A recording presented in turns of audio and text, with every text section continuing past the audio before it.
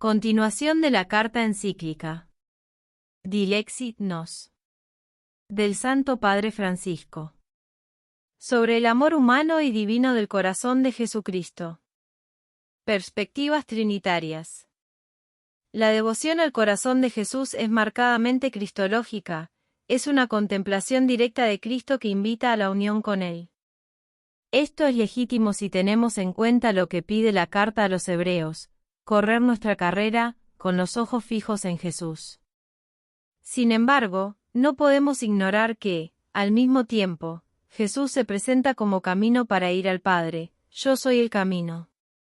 Nadie va al Padre, sino por mí. Él nos quiere llevar al Padre.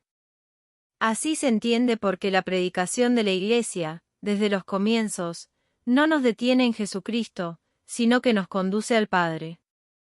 Él es quien, en último término, como plenitud fontal, debe ser glorificado.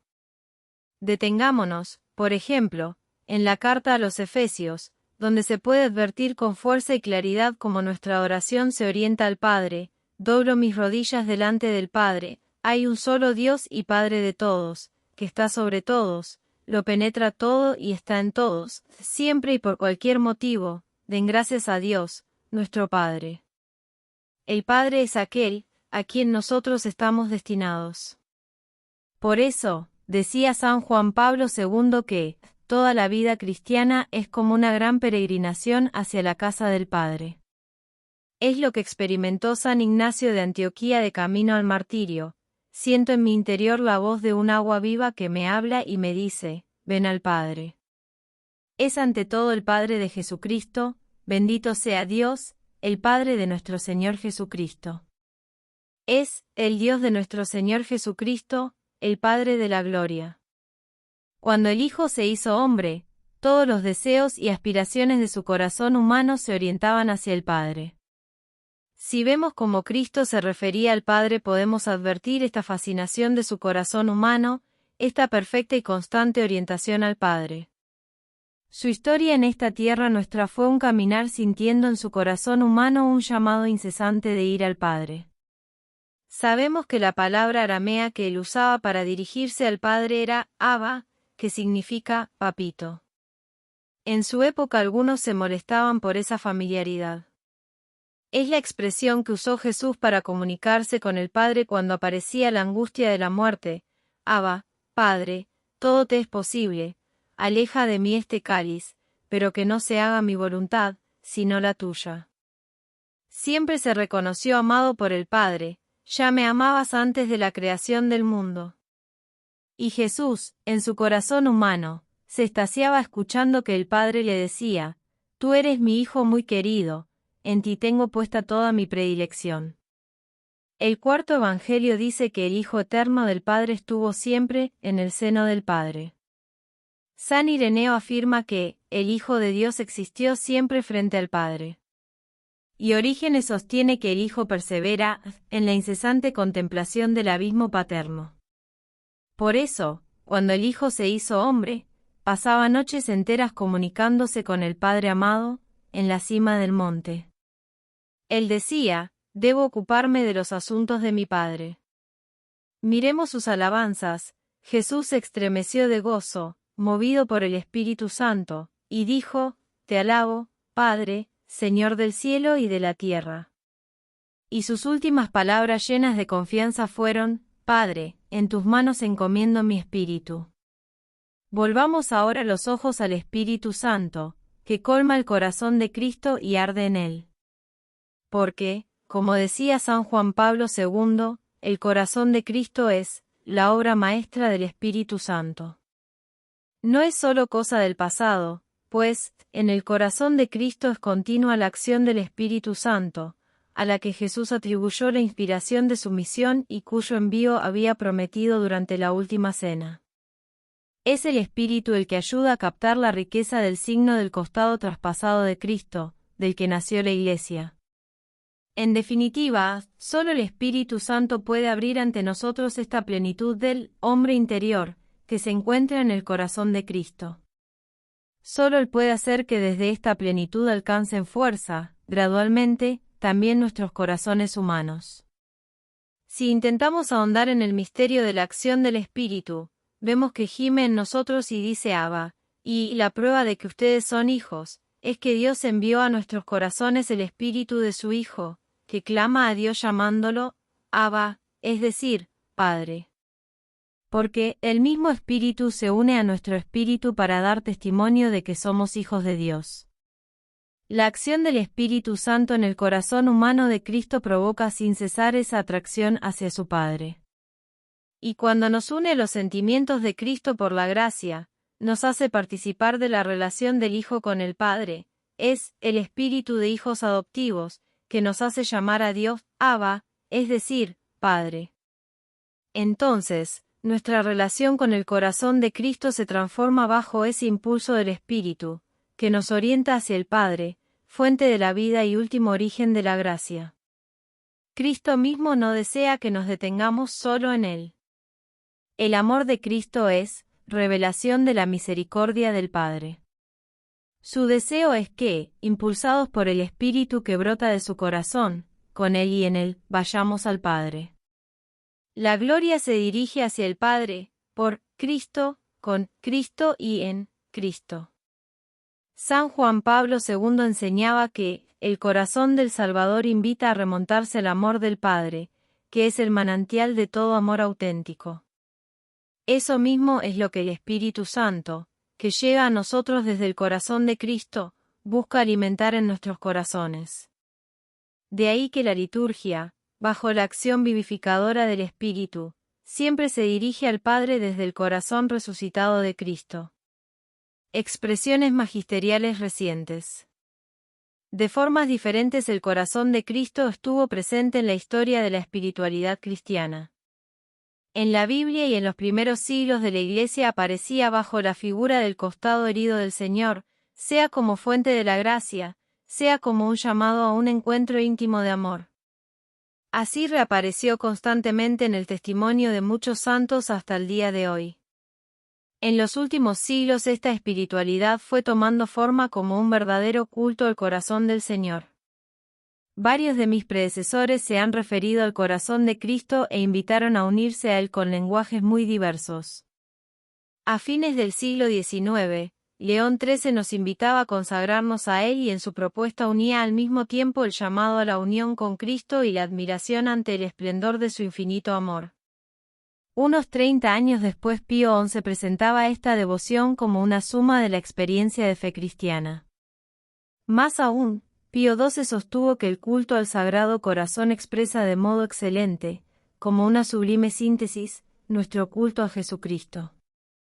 Más recientemente, San Juan Pablo II presentó el desarrollo de este culto en los siglos pasados como una respuesta ante el crecimiento de formas rigoristas y desencarnadas de espiritualidad que olvidaban la misericordia del Señor, pero, al mismo tiempo, como un llamado actual ante un mundo que pretende construirse sin Dios, la devoción al Sagrado Corazón, tal como se desarrolló en la Europa de hace 2 siglos, bajo el impulso de las experiencias místicas de Santa Margarita María Alacoque, fue la respuesta al rigorismo jansenista, que había acabado por desconocer la infinita misericordia de Dios. El hombre del año 2000 tiene necesidad del corazón de Cristo para conocer a Dios y para conocerse a sí mismo, tiene necesidad de él para construir la civilización del amor. Benedicto XVI invitaba a reconocer el corazón de Cristo como presencia íntima y cotidiana en la vida de cada uno.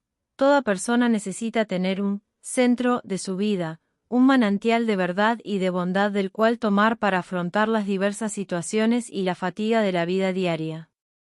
Cada uno de nosotros, cuando se queda en silencio, no solo necesita sentir los latidos de su corazón, sino también, más en profundidad, el pulso de una presencia fiable, perceptible con los sentidos de la fe y, sin embargo, mucho más real, la presencia de Cristo, corazón del mundo. Profundización y actualidad. La imagen expresiva y simbólica del corazón de Cristo no es el único recurso que nos da el Espíritu Santo para encontrar el amor de Cristo, y siempre necesitará ser enriquecida, iluminada, renovada gracias a la meditación, la lectura del Evangelio y la maduración espiritual. Ya decía Pío XII que la Iglesia no pretende que, en el corazón de Jesús se haya de ver y adorar la que llaman imagen formal, es decir, la representación perfecta y absoluta de su amor divino, pues no es posible representar adecuadamente con ninguna imagen criada la íntima esencia de este amor. Nuestra devoción al corazón de Cristo es algo esencial a la propia vida cristiana en la medida en que significa nuestra apertura, llena de fe y de adoración, ante el misterio del amor divino y humano del Señor, hasta el punto que podemos sostener una vez más que el Sagrado Corazón es una síntesis del Evangelio.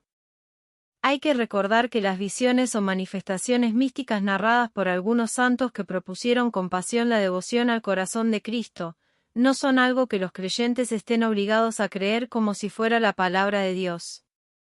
Son bellos estímulos que pueden motivar y hacer mucho bien, aunque nadie debe sentirse forzado a seguirlos si no constata que le ayudan en su camino espiritual. No obstante, es importante tener presente, como afirmaba Pío XII, que no puede decirse que este culto deba su origen a revelaciones privadas.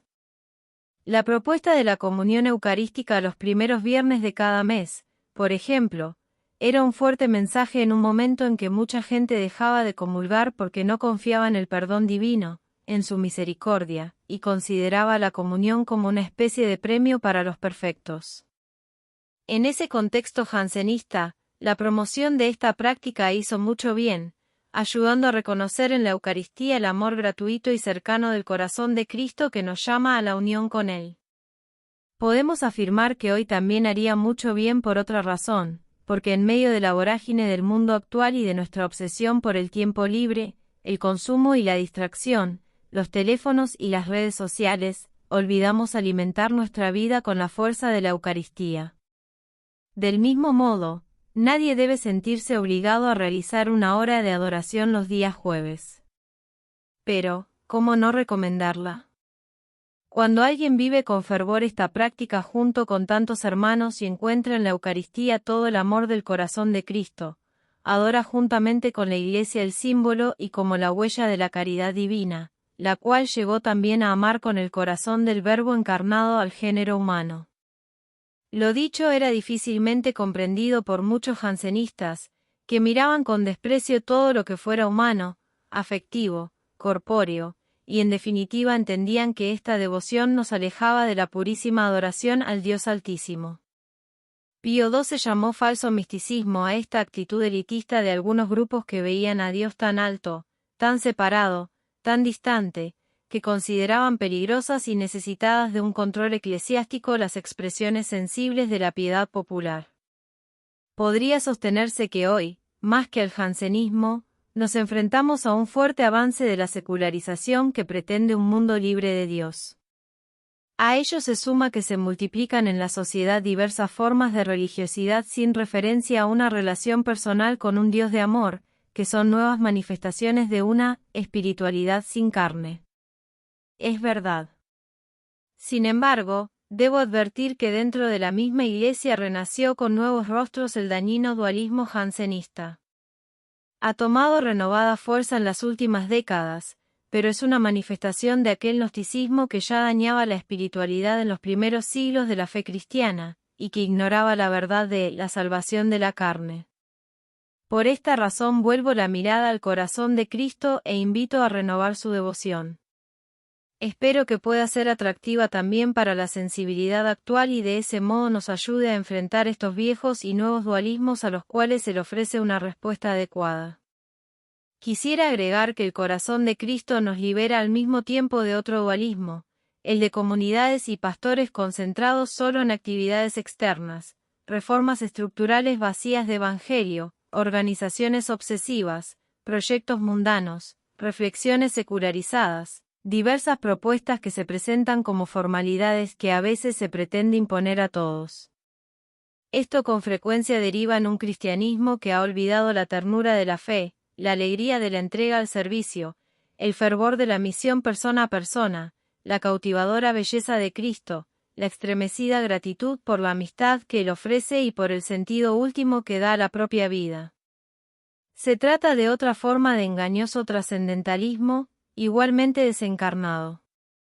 Estas enfermedades tan actuales, de las cuales, cuando nos hemos dejado atrapar, ni siquiera sentimos el deseo de curarnos, me mueven a proponer a toda la Iglesia un nuevo desarrollo sobre el amor de Cristo representado en su corazón santo. Allí podemos encontrar el Evangelio entero, allí está sintetizada la verdad que creemos, allí está cuanto adoramos y buscamos en la fe, allí está lo que más necesitamos. Ante el corazón de Cristo es posible volver a la síntesis encarnada del Evangelio y vivir aquello que propuse poco tiempo atrás recordando a la entrañable Santa Teresa del Niño Jesús. La actitud más adecuada es depositar la confianza del corazón fuera de nosotros mismos, en la infinita misericordia de un Dios que ama sin límites y que lo ha dado todo en la cruz de Jesucristo.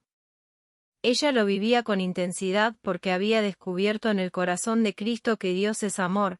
A mí me ha dado su misericordia infinita, y a través de ella contemplo y adoro las demás perfecciones divinas. Por eso la oración más popular, dirigida como un dardo al corazón de Cristo, dice simplemente, en ti confío. No hacen falta más palabras.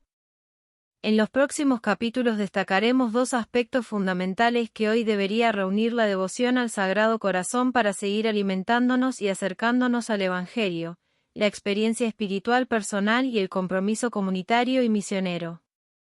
Amor que da de beber. Volvamos a las Sagradas Escrituras, a los textos inspirados que son el principal lugar donde encontramos la revelación.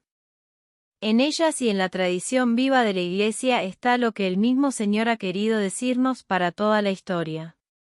A partir de la lectura de textos del Antiguo y del Nuevo Testamento, recogeremos algunos efectos de la palabra en el largo camino espiritual del pueblo de Dios.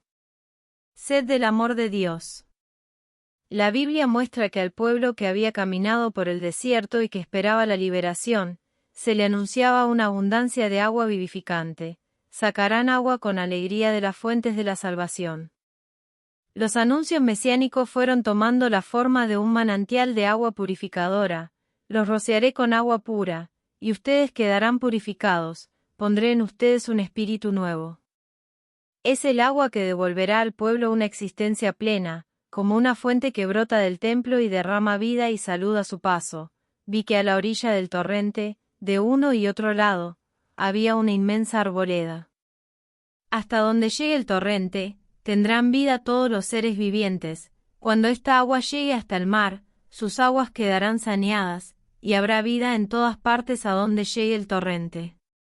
La fiesta judía de las tiendas, Sukkot, que recordaba los 40 años en el desierto, poco a poco había asumido el símbolo del agua como un elemento central, e incluía un rito de ofrenda de agua cada mañana, que se volvía muy solemne el último día de la fiesta. Se realizaba una gran procesión hacia el templo donde finalmente se daban 7 vueltas en torno al altar y se ofrendaba a Dios el agua en medio de gran algarabía.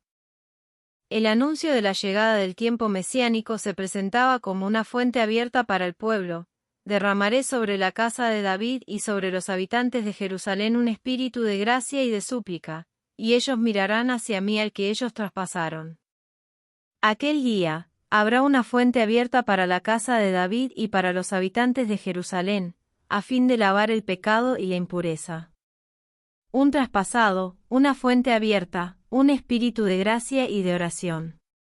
Los primeros cristianos inevitablemente veían cumplida esta promesa en el costado abierto de Cristo, fuente de donde emana la vida nueva. Recorriendo el Evangelio de Juan vemos cómo aquella profecía se veía plasmada en Cristo.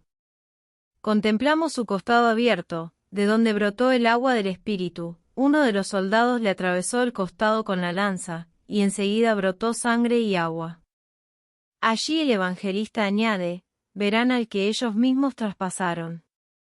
Retoma así aquel anuncio del profeta que prometía al pueblo una fuente abierta en Jerusalén, cuando ellos mirarían al traspasado. La fuente abierta es el costado herido de Jesucristo. Advertimos que el mismo Evangelio anunciaba ese momento sagrado, precisamente el último día, el más solemne de la fiesta de las tiendas. Allí Jesús gritó al pueblo que celebraba en la gran procesión, el que tenga sed, venga a mí, y beba, de su seno brotarán manantiales de agua viva. Para ello debía llegar su hora, porque Jesús aún no había sido glorificado. Todo se cumplió en la fuente desbordante de la cruz. En el libro del Apocalipsis reaparecen tanto el traspasado, todos lo verán, aun aquellos que lo habían traspasado, como la fuente abierta, que venga el que tiene sed, y el que quiera, que beba gratuitamente del agua de la vida. El costado traspasado es al mismo tiempo la sede del amor, un amor que Dios declaró a su pueblo con tantas palabras diferentes que vale la pena recordar. Eres de gran precio a mis ojos, eres valioso, y yo te amo. ¿Se olvida una madre de su criatura? ¿No se compadece del hijo de sus entrañas? Pero aunque ella te olvide, yo no te olvidaré. Yo te llevo grabada en las palmas de mis manos. Aunque se aparten las montañas y vacilen las colinas, mi amor no se apartará de ti, mi alianza de paz no vacilará. Yo te amé con un amor eterno, por eso te atraje con fidelidad. El Señor, tu Dios, está en medio de ti, es un guerrero victorioso.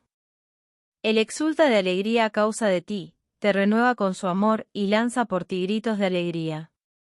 El profeta Oseas llega a hablar del corazón de Dios, ese que los atraía con lazos humanos, con ataduras de amor. Por ese mismo amor despreciado podía decir, mi corazón se subleva contra mí y se enciende toda mi ternura. Pero allí siempre vencerá la misericordia, que llegará a su máxima expresión en Cristo, la palabra definitiva de amor. En el corazón traspasado de Cristo se concentran escritas en carne todas las expresiones de amor de las Escrituras.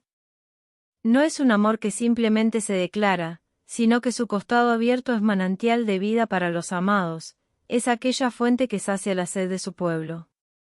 Como enseñaba San Juan Pablo II, los elementos esenciales de esta devoción pertenecen, de manera permanente, a la espiritualidad propia de la Iglesia a lo largo de toda su historia, pues desde el principio la Iglesia ha dirigido su mirada al corazón de Cristo traspasado en la cruz. Resonancias de la palabra en la historia. Veamos algunos efectos que esta palabra de Dios ha producido en la historia de la fe cristiana. Varios padres de la Iglesia, sobre todo del Asia Menor, mencionaban la herida del costado de Jesús como el origen del agua del Espíritu, la palabra, su gracia y los sacramentos que la comunican. La fortaleza de los mártires vive de la fuente celestial del agua viva que brota de la entraña de Cristo, o, como traduce Rufino, de las celestiales y eternas fuentes que proceden de la entraña de Cristo. Los creyentes, que renacimos por el Espíritu, venimos de esa caverna de la roca, hemos salido del vientre de Cristo. Su costado herido, que interpretamos como su corazón, está lleno del Espíritu Santo y desde él llega a nosotros como ríos de agua viva, la fuente del Espíritu está enteramente en Cristo. Pero el Espíritu que recibimos no nos aleja del Señor resucitado sino que nos llena de él, porque bebiendo del Espíritu bebemos al mismo Cristo, bebe a Cristo porque Él es la roca que derrama agua. Bebe a Cristo porque Él es la fuente de la vida. Bebe a Cristo porque Él es el río cuya fuerza alegra la ciudad de Dios. Bebe a Cristo porque Él es la paz. Bebe a Cristo, porque de su seno fluye agua viva. San Agustín abrió el camino a la devoción al Sagrado Corazón como lugar de encuentro personal con el Señor. Es decir, para él el pecho de Cristo no es solamente la fuente de la gracia y de los sacramentos, sino que lo personaliza, presentándolo como símbolo de la unión íntima con Cristo, como lugar de un encuentro de amor. Allí está el origen de la sabiduría más preciosa, que es conocerle a Él. En efecto, Agustín escribe que Juan, el amado, cuando en la última cena apoyó su cabeza sobre el pecho de Jesús, se reclinó sobre el santuario de la sabiduría. No estamos ante una mera contemplación intelectual de una verdad teológica. San Jerónimo explicaba que una persona capaz de contemplación no goza del placer de los baños, pero bebe de la vida del costado del Señor. San Bernardo retomó el simbolismo del costado traspasado del Señor entendiéndolo explícitamente como revelación y donación del amor de su corazón. A través de la llaga se nos vuelve accesible y podemos hacer propio el gran misterio del amor y de la misericordia.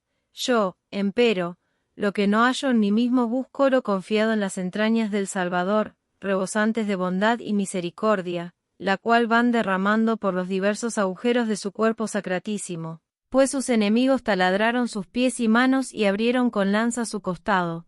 Por estas aberturas puedo yo sacar miel de la piedra y óleo suave del peñasco durísimo, puedo gustar y ver cuán suave y dulce es el Señor. El hierro cruel atravesó su alma e hirió su corazón, a fin de que supiese compadecerse de mis flaquezas. El secreto de su corazón se está viendo por las aberturas de su cuerpo, podemos ya contemplar ese sublime misterio de la bondad infinita de nuestro Dios. Esto reaparece de modo especial en Guillermo de Saint-Thierry, quien invitaba a entrar en el corazón de Jesús, que nos alimenta en su propio pecho. No llama la atención, si recordamos que para este autor, el arte de las artes es el arte del amor. El amor es donado por el Creador de la naturaleza.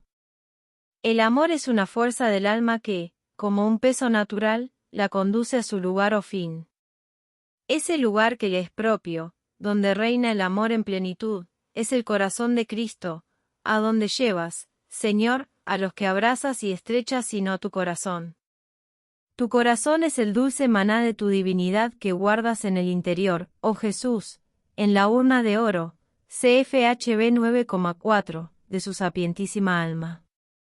Dichosos aquellos a los que el abrazo los atrae hasta ahí.